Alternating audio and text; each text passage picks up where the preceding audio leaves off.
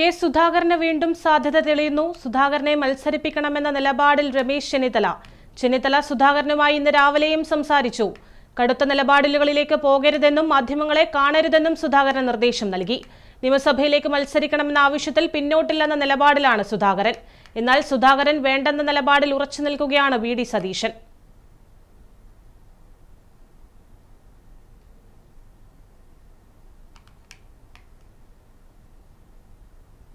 മനോജ് മയിൽ ചേരുകയാണ്.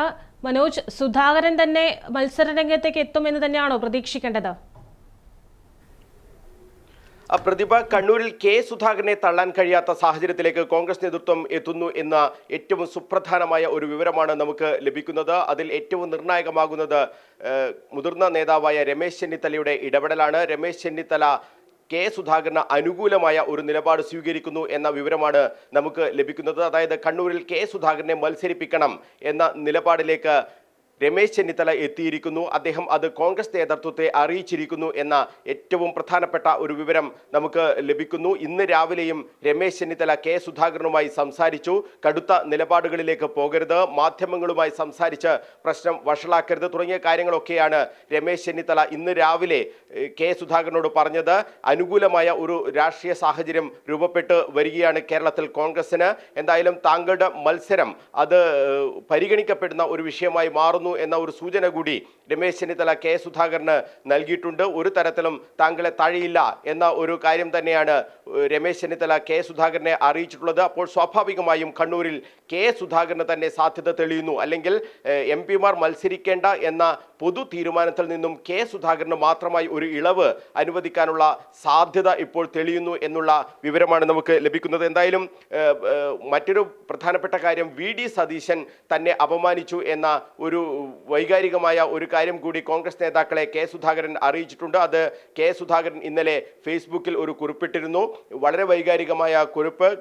എന്താണ് തൻ്റെ പ്രവർത്തനം, എങ്ങനെയാണ് താൻ കണ്ണൂരിൽ പ്രവർത്തിച്ചത്, ഈ കണ്ണൂരിലെ ഓരോ നേതാക്കളെയും താൻ കൈപിടിച്ച് വളർത്തിക്കൊണ്ടുവന്നതാണ്, ഇവിടുത്തെ ത്യാഗങ്ങൾ എല്ലാം ഓർമ്മിപ്പിച്ചുകൊണ്ടാണ് കെ സുധാകരൻ ഫേസ്ബുക്ക് പോസ്റ്റ് ഇട്ടത്. പക്ഷേ ഇത് കെ സുധാകരന്റെ ഫേസ്ബുക്ക് പോസ്റ്റ് അല്ല എന്നുള്ള രീതിയിൽ പ്രതിപക്ഷ നേതാവ് വി.ഡി. സതീശൻ പ്രതികരിച്ചിരുന്നു.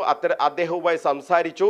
അപ്പോൾ ഇത്തരത്തിലുള്ളൊരു ഫേസ്ബുക്ക് പോസ്റ്റിനെ കുറിച്ച് അറിയില്ല എന്നാണ് സുധാകരൻ പറഞ്ഞത് എന്നായിരുന്നു വി.ഡി. സതീശൻ പറഞ്ഞത്. പക്ഷേ ഇത് പൂർണ്ണമായും തള്ളുകയാണ് കെ സുധാകരൻ ചെയ്തത്. താൻ തന്നെയാണ് ഈ ഫേസ്ബുക്ക് പോസ്റ്റ് ഇട്ടത് എന്ന് കെ സുധാകരൻ പറഞ്ഞിട്ടുണ്ട്. അത് കോൺഗ്രസിന്റെ എല്ലാ നേതാക്കളെയും അറിയിച്ചിട്ടുണ്ട്. അപ്പോൾ സുധാകരൻ നേതാക്കളോട് പറഞ്ഞത് വി.ഡി. സതീശൻ തന്നെ അപമാനിച്ചു എന്നുള്ള രീതിയിലാണ് കാര്യങ്ങൾ പറഞ്ഞത്. അപ്പോൾ ആ കാര്യം, അതായത് വി.ഡി. സതീശൻ ആ പറഞ്ഞത് തിരുത്തണം, താനല്ല ആ ഫേസ്ബുക്ക് പോസ്റ്റ് ഇട്ടത് എന്ന് പ്രതിപക്ഷ നേതാവ് വി.ഡി. സതീശൻ പറഞ്ഞത് തിരുത്തണം എന്നാണ് സുധാകരന്റെ ആവശ്യം. ഈ കാര്യം എല്ലാ നേതാക്കളോടും കെ സുധാകരൻ പറഞ്ഞിട്ടുണ്ട്. അപ്പോൾ കണ്ണൂരിന്റെ കാര്യത്തിൽ കെ സുധാകരൻ എടുക്കുന്ന ഒരു നിലപാട് അത് അംഗീകരിക്കണം എന്നാണ് രമേശ് ചെന്നിത്തല വ്യക്തമാക്കുന്നത്. കെ സുധാകരനെ തഴയുന്ന ഒരു സാഹചര്യം ഉണ്ടായാൽ അത് കണ്ണൂർ ജില്ലയിലെ 11 നിയമസഭാ മണ്ഡലങ്ങളിൽ മാത്രമല്ല, സംസ്ഥാനത്തെ മറ്റ് പല മണ്ഡലങ്ങളിലും അത് ബാധിക്കാൻ ഇടയുണ്ട് എന്ന കാര്യം രമേശ് ചെന്നിത്തല കോൺഗ്രസ് ഹൈക്കമാൻഡിനെയും അറിയിച്ചിട്ടുണ്ട് എന്നാണ് നമ്മൾ മനസ്സിലാക്കുന്നത്. തിങ്കളാഴ്ച കെ സുധാകരന്റെ കാര്യത്തിൽ ഒരു തീരുമാനം എടുക്കും എന്നാണ് ഇപ്പോൾ കോൺഗ്രസ് നേതാക്കൾ പറയുന്നത്. കെ സുധാകരനോട് തിങ്കളാഴ്ച ഡൽഹിയിലെത്താൻ രാഹുൽ ഗാന്ധി ഉൾപ്പെടെ ആവശ്യപ്പെട്ടിട്ടുണ്ട്. രാഹുൽ ഗാന്ധി നേരിട്ട് സുധാകരനുമായി സംസാരിക്കും. കെ സുധാകരൻ ഇപ്പോഴും ഉറച്ചു നിൽക്കുകയാണ്. കണ്ണൂരിൽ മത്സരിക്കും എന്ന തീരുമാനത്തിൽ ഒരു മാറ്റവുമില്ല. ഇത് അദ്ദേഹവുമായി ബന്ധപ്പെട്ട, അദ്ദേഹത്തെ സന്ദർശിച്ച എല്ലാ നേതാക്കളോടും, കണ്ണൂരിലെ എല്ലാ നേതാക്കളോടും അദ്ദേഹം പറഞ്ഞിട്ടുണ്ട്.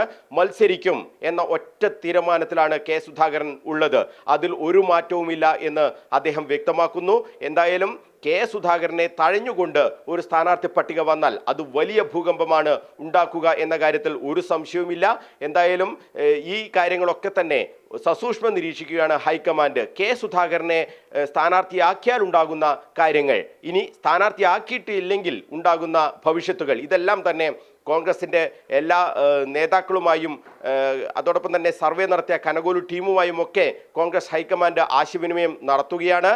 കെ സുധാകരനെ തഴഞ്ഞാൽ അത് വലിയ രീതിയിലുള്ള പ്രത്യാഘാതം ഉണ്ടാക്കും എന്ന് തന്നെയാണ് കണ്ണൂരിലെ നേതാക്കളൊക്കെ കോൺഗ്രസ് നേതാക്കളോട് പറഞ്ഞിട്ടുള്ളത്. സർവേ ടീമും ആ രീതിയിൽ തന്നെയാണ് വ്യക്തമാക്കുന്നത്. പക്ഷേ കെ സുധാകരൻ മത്സരിച്ച് ജയിച്ചാൽ ഇവിടെ ലോക്സഭയിലേക്ക് ഉപതെരഞ്ഞെടുപ്പ് നടക്കും. ഉപതെരഞ്ഞെടുപ്പ് നടന്നാൽ അത് തിരിച്ചടിയാകും എന്ന കാര്യത്തിൽ ആർക്കും സംശയമില്ല.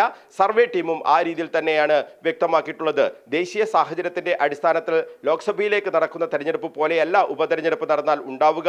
ഈ കണ്ണൂർ ജില്ലയിലെ ഭൂരിപക്ഷം നിയമസഭാ മണ്ഡലങ്ങളും LDFന് ഒപ്പമാണ്. അതേ രാഷ്ട്രീയ സാഹചര്യം തന്നെ ഉപതെരഞ്ഞെടുപ്പ് നടന്നാൽ, ലോക്സഭയിൽ ഉപതെരഞ്ഞെടുപ്പ് നടന്നാൽ അവിടെയും ഉണ്ടാകും. ആ സീറ്റ് നഷ്ടപ്പെടുന്ന ഒരു സാഹചര്യം ഉണ്ടാകും എന്നാണ് കനകോലു ടീമിന്റെ റിപ്പോർട്ട്. ഇത് തന്നെയാണ് കോൺഗ്രസ് നേതൃത്വത്തിന് ഏറ്റവും വലിയ ആശയക്കുഴപ്പമുണ്ടാക്കുന്നതും. അതോടൊപ്പം തന്നെ ഏതെങ്കിലും തരത്തിൽ UDF അധികാരത്തിലേക്ക് വരികയാണെങ്കിൽ കെ സുധാകരന് സ്വാഭാവികമായും പ്രധാനപ്പെട്ട ഒരു വകുപ്പോട് കൂടിയുള്ള മന്ത്രിസ്ഥാനം നൽകേണ്ടി വരും. ഇതും കോൺഗ്രസ് നേതൃത്വത്തെ അലട്ടുന്ന ഒരു വിഷയം തന്നെയാണ്. എന്തായാലും ഈ കാര്യങ്ങളൊക്കെ തന്നെ വലിയ രീതിയിലുള്ള ചർച്ചയിലേക്ക് വരുന്നുണ്ട്.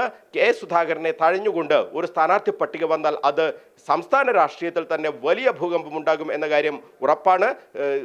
പാർട്ടി അവഗണിച്ചാൽ അല്ലെങ്കിൽ സീറ്റ് നൽകിയില്ലെങ്കിൽ സ്വതന്ത്രനായി മത്സരിക്കുന്ന കാര്യം പോലും കെ സുധാകരൻ ഇപ്പോൾ ആലോചിക്കുന്നുണ്ട് എന്ന വിവരം കൂടി വരുന്നുണ്ട്. അതോടൊപ്പം തന്നെ ഈ കാര്യങ്ങളൊക്കെ തന്നെ BJP നിരീക്ഷിക്കുകയാണ്. കെ സുധാകരന്റെ നീക്കങ്ങൾ BJPയും നിരീക്ഷിക്കുന്നുണ്ട്. ഇതെല്ലാം തന്നെയാണ് കോൺഗ്രസിന്റെ നെഞ്ചിടിപ്പ് ഏറ്റുന്നത്. കെ സുധാകരനെ തഴയാൻ കഴിയാത്ത ഒരു സാഹചര്യത്തിലേക്ക് കാര്യങ്ങൾ എത്തിക്കുന്നതും ഇതൊക്കെ തന്നെയാണ് പ്രതിഭ.